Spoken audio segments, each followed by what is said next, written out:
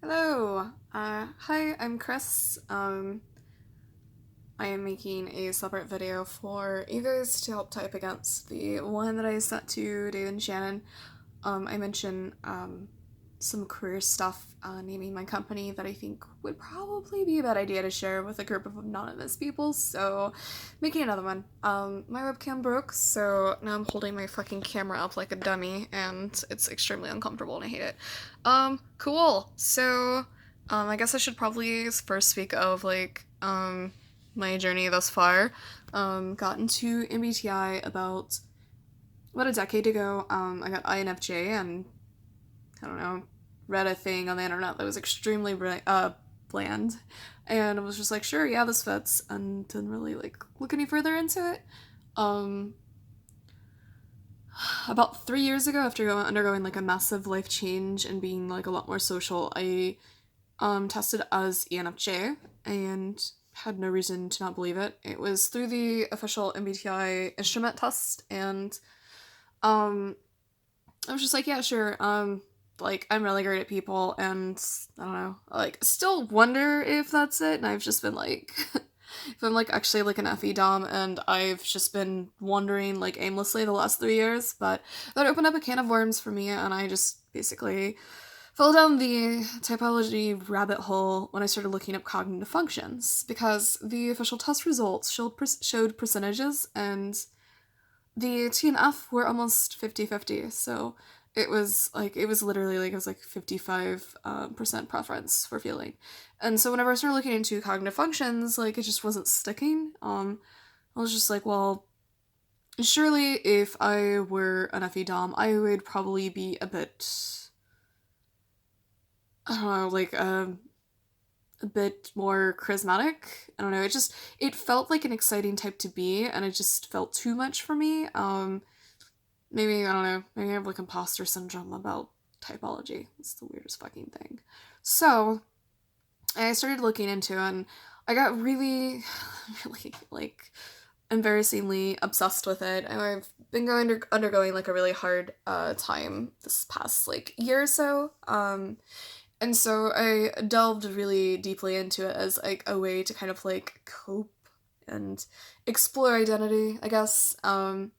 And so I think I read some definition somewhere on the internet about how like not definition, explanation on like how INFJs tend to not INFJs, INFPs tend to like see themselves in everything. So I feel like I'm really self-aware, but then I have people that I know read the definitions of like cognitive types, and they're like, no, you're not an FI Dom. So I don't fucking know. I am something. I hopefully you guys will see whatever Dave and Shannon see whenever they type me. I get my results on November 2nd, so we'll see. So cool. I'm going to read the questions over here on my non-laptop working, non-webcam working laptop. So probably be a little weird with this, but first question: what's your average day week like? Wake up time, school, work, friends, family, drama, interest. So, um, probably should preface this with before I delve into it. I have been pretty depressed this past year. I moved to a new city for what was supposed to be my dream job. Um, yeah, don't don't ever meet your idols, kids.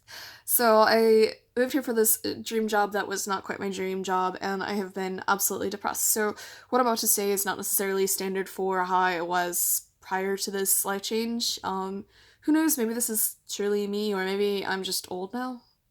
That would suck. Um, so, for most of the days, I wake up between 8 and 9 a.m., depending on how long I need to get ready. Um, which is dependent on if how many meetings I have, and basically I use that like as a guidance on how much of a fuck I need to give. Look, everything from like homeless, like college student to like put together. But I like sleep, and I'm a lazy bastard, so I will do anything I can to sleep more.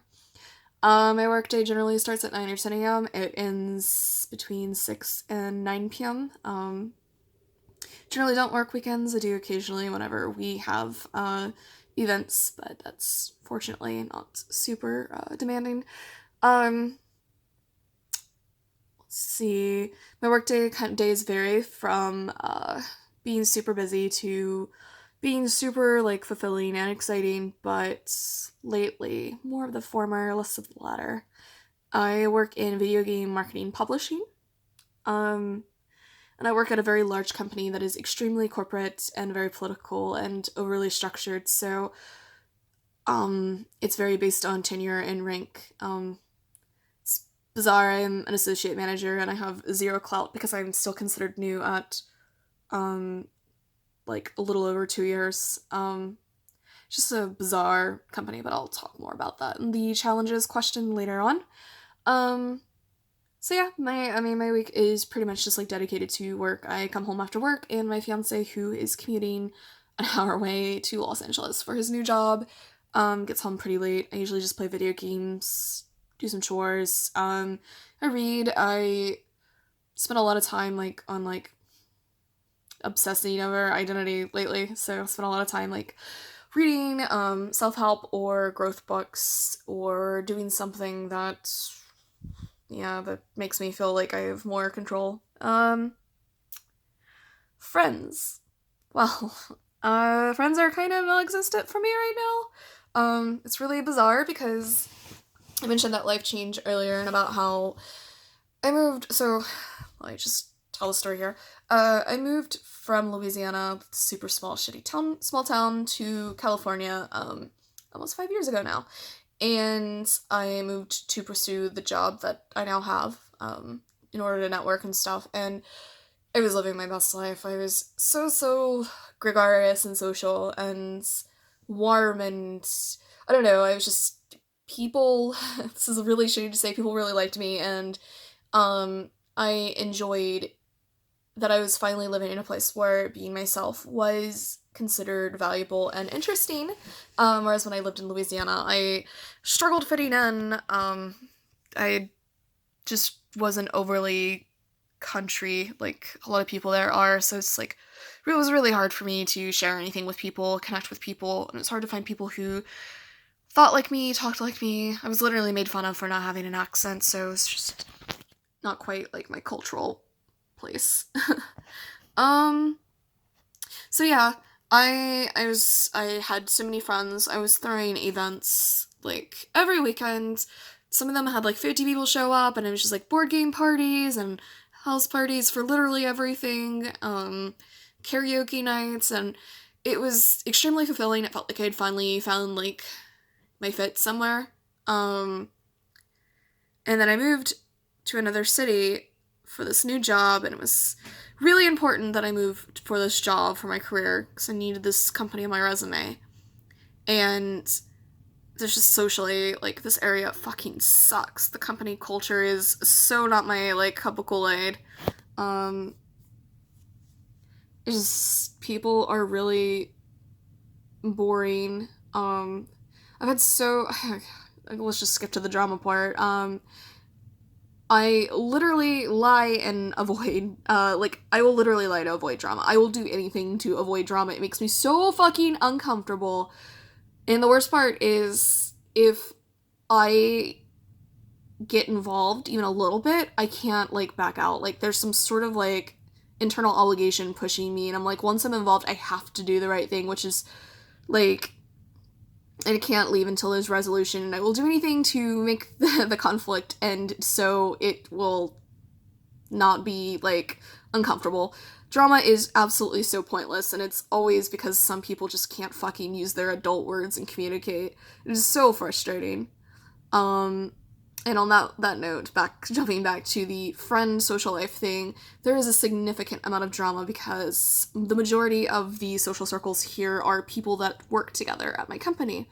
And it is a culture where people basically date and fuck each other, have like they hang out and they're all like dating each other and then break up and date the other person, and so there's significant amount of drama in these social circles. So on top of being extremely not interesting and boring people, they are also like always having issues and making people take sides with them because this person, like, they had sex with this person and he was really bad, so she told a friend who told him, and now they're all hate each other, and so you have to take sides. And I'm like, motherfuckers, you are like in your 30s. This is this is your company, your coworkers, and it's just so ridiculous, and I just want nothing to do with it. So I have no friends. And I've also kind of just alienated myself from people because I'm not going to socialize for the sake of socializing, so if I'm not feeling it, I'm not feeling it. And it's kind of contributed to my depression because I just feel like I don't really have like a purpose. When I was living in LA, I had sobriety. I would always, I don't even know what the word was. I was always bringing people together, like surrounding like hobbies that I found interesting. So I'd find like-minded people who wanted to connect with other people like who enjoyed the same things that we enjoyed, and it felt really, it was just terrible thing to admit, but it felt really shitty. Feels really shitty not being relevant anymore. Like, I don't know if it's like an age thing, maybe I'm just old or something, or I don't know, maybe I'm just not great at people anymore. Or maybe I'm just an asshole and I'm peacocking or something, and I think I'm like better at people than I am and I'm actually an asshole. Who the fuck knows? What do your friends and family say about you? So I hold my friends and family. My mom just literally today told me casually that in the context of my relationship with my sister that um she was talking about me with other family members, saying that my sister and I are the closest that I am capable of being with someone. And I explained to her, no, I'm capable of being close with people, just not family, because she's abusive, by the way. So, and then she talked a little bit more, and she was like, sorry, my bad. And it was just really weird because um, my mom perceives me, I think, to be like this cold, heartless person, and it super wounds me because I spent a lot of time and energy trying to take care of her and be there for her. Now, like, she's super abusive, and all of my other family members have distanced themselves from her because they just can't put up with her anymore. And she's dying. She's going to die literally any day now. So I unblocked her because I was the oldest, and I felt some sort of like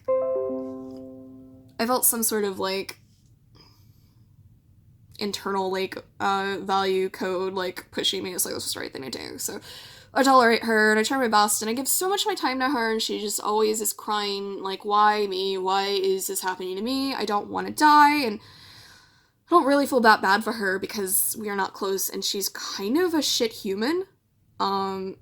So she like won't accept any accountability. Anytime like my sister tries to tell her all the traumatic things that she has like PTSD over regarding our childhood, my mom turns around and she's like, well, my childhood was bad. It's like, she refuses to actually accept accountability and admit that she's wrong.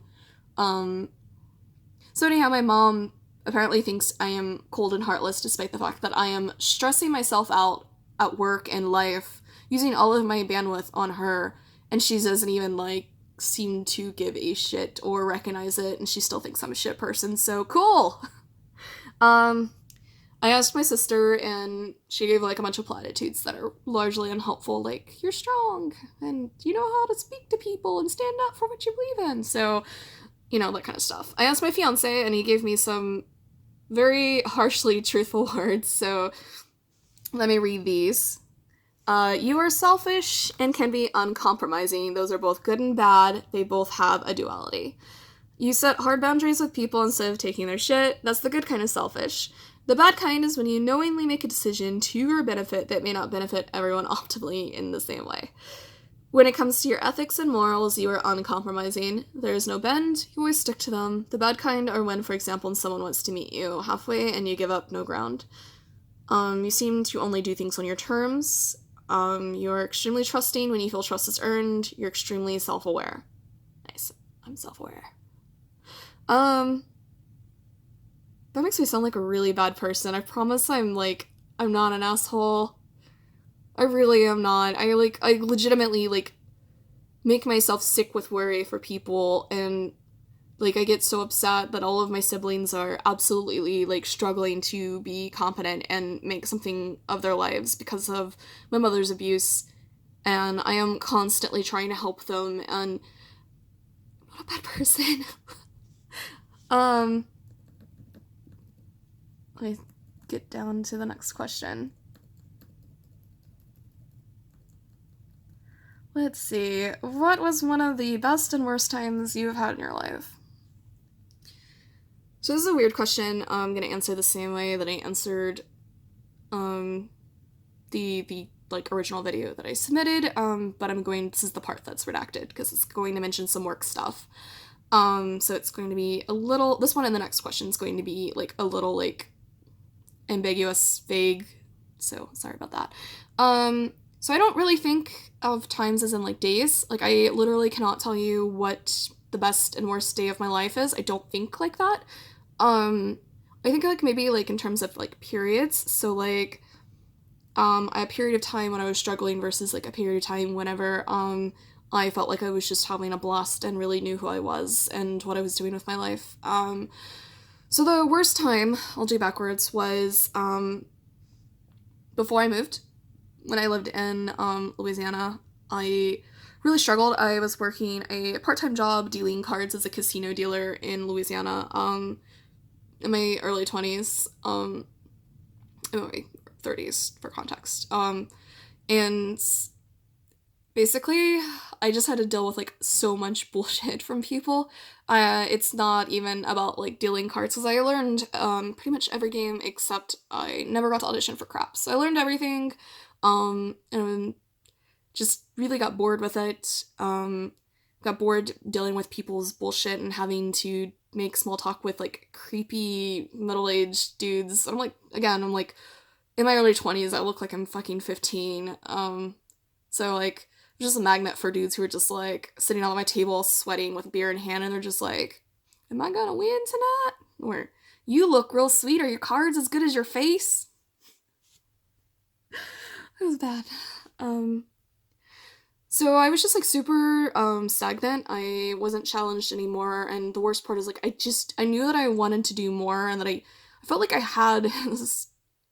I'm gonna show how seriously I take myself, but I just always felt like I was meant to do something more with my life, and because I couldn't figure it out yet, and I just always had like this need, almost like pulsating, driving me, forcing me to like just look and try to like just like trying things on, and it's just like this idea is, and it's just like is this it? And it's like no, I'm not good enough at this, or so like I pretty much just threw myself into playing World of Warcraft a lot. Didn't have any friends. Did never went outside. I was on and off dating this dude that honestly, it was like he was the first guy I ever dated outside of high school, and we hated each other mutually and could not get away from each other. It was bizarre as fuck. We were so terrible to each other. I think he was like an ESTJ. We were super, super, just like a power struggle constantly. We were both really shitty to each other, but we just stayed together, complacent and dissatisfied. And so I just like, I don't know, I wanted to do more, and it's just like everything was just always like a thing. So it's like I just started playing World of Warcraft, and so I started blogging. I started like started getting into like a lot of like gaming fan sites for World of Warcraft, and I started doing like paid guides for things like guild leadership and stuff like that, which is kind of like my hobby always has been. I like making internet guides and teaching people stuff I like. I like discover something, I'm like, this is a really cool thing, let me like paint the world with it. Um, so I did that, and that eventually led me into the game industry.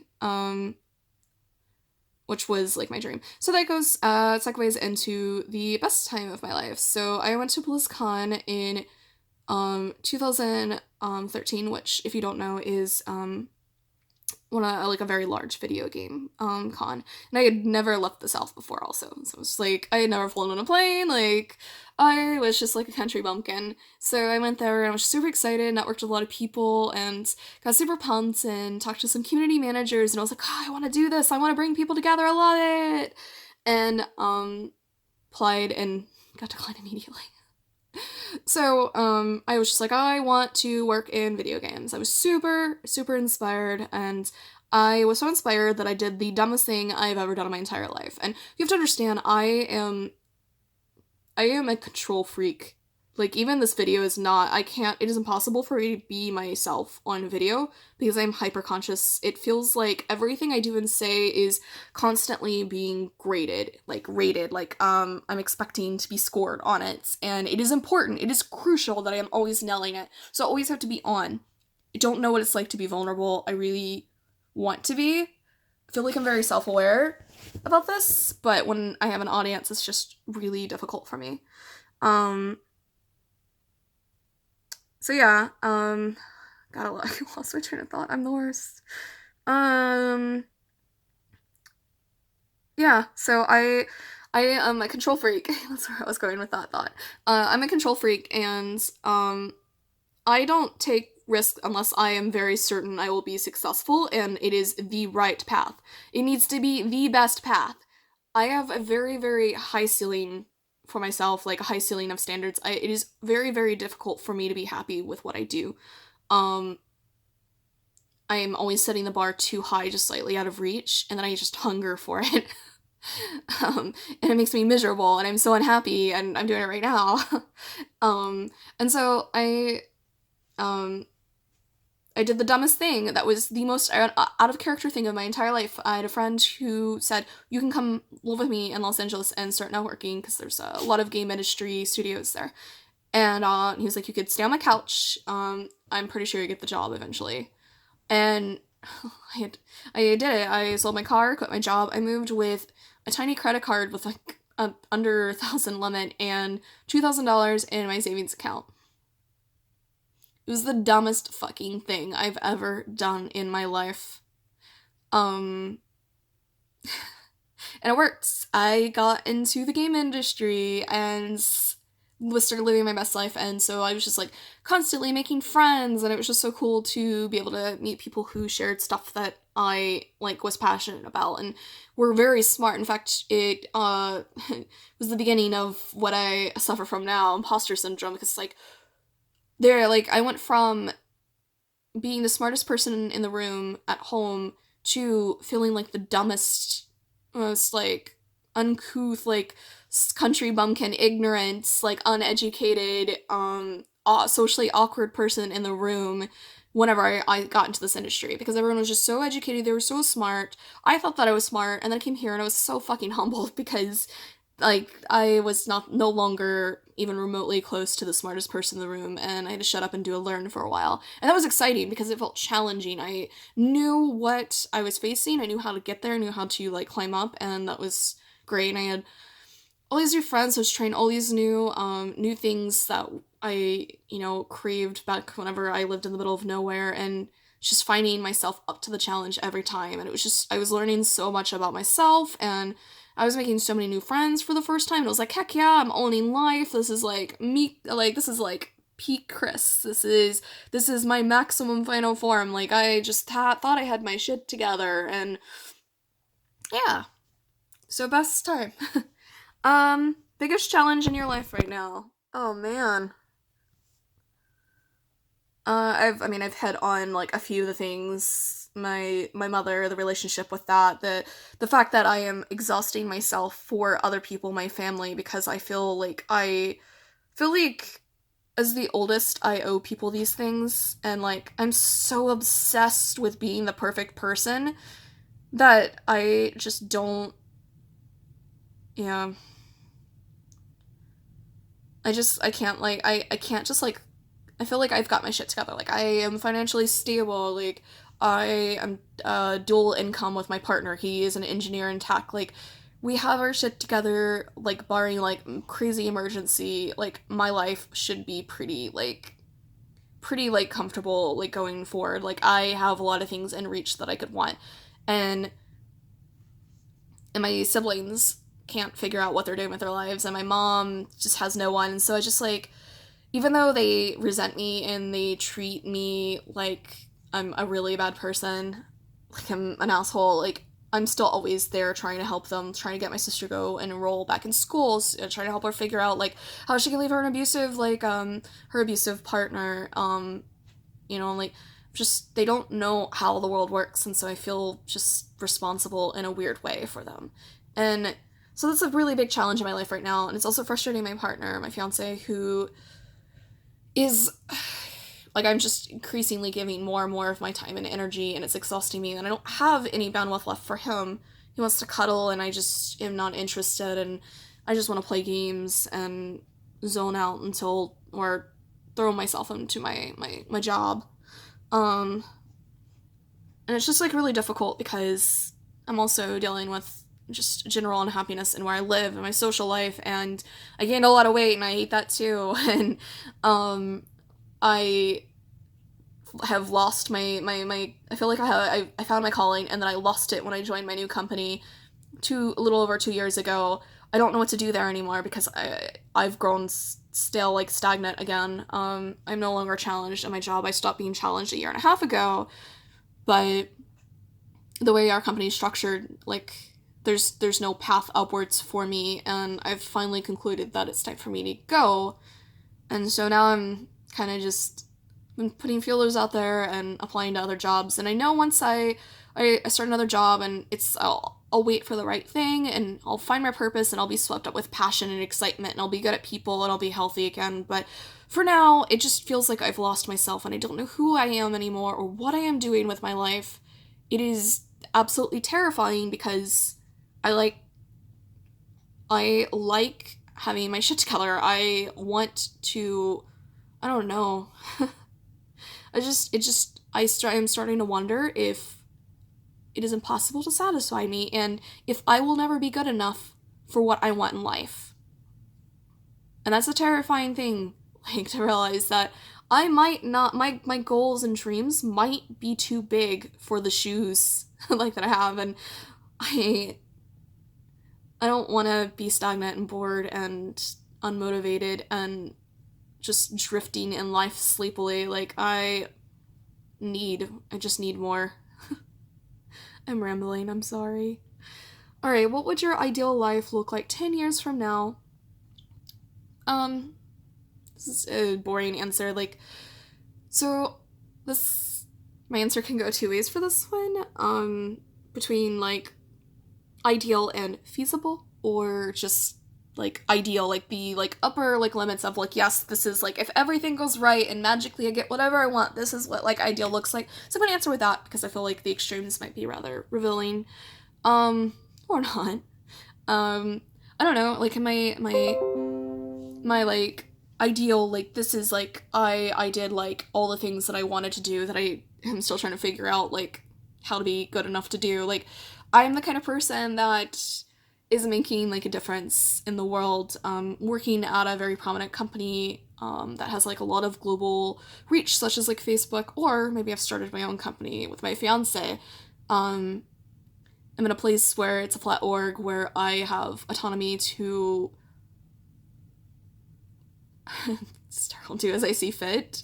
I'm tired of political red tape and lack of tenure at my company holding me back because my words and ideas and thoughts aren't weighted as equally as someone who is significantly more senior than I am. I want to work in a place where I'm not being held back by all of those things, conventions, rules. I'm tired of coloring in the lines, and I want to do something that actually, like, when I die, I want my life to have mattered, which is, like, hard if you're just a person. I don't want to be good enough to be more than just a person, and except I'm just a person. Like, I'm not exactly the smartest person, or yeah, sucks. But yeah, I would love to be in a leadership or significant position to where I feel like I can kind of use, my values and passion and, I don't know, the fact that I trust myself to be competent. Like, even if I don't know how to do it, I will find a way, or there's no or else, like, I will find a way. Yeah, and also I have a lot of ideal life. I will have a house with a yard and more corgis. This little guy right here. Cooper. Hey, bud. Yeah, I don't know, like, I'll own a house in California. Hey, bud. But yeah, thanks for watching my video. Stop, bud. Thanks for watching my video. I'm sorry that I rambled a lot. I had an edible supply. But yeah, well, I guess you guys, I'll let you know whenever I get my type back from, Dave and Shannon. Cool. See you later.